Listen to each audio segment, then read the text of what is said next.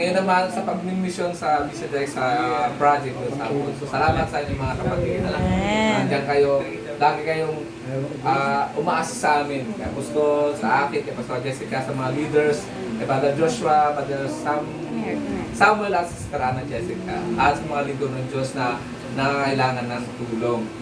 Yan, diba? Kina Pastoran at Pastoralin, salamat kay Yahweh kasi kahit wala sila dito, dahil sila ay mga leaders din. Maraming salamat kasi hindi namin sila mag-guest, diba? Yan. Salamat sila dito. Salamat kay Yahweh dahil patuloy silang kasama natin. At kay Brother Joshua, Brother Samuel, at Sister Ana Jessica, maraming salamat sa inyo. Kasi ginagamit ko kayo ng Diyos eh. Kahit hindi man natin alam kung anong mga bagay na yun, pero alam ko, lahat ng bawat isa sa atin ginagamit ng Diyos, diba? At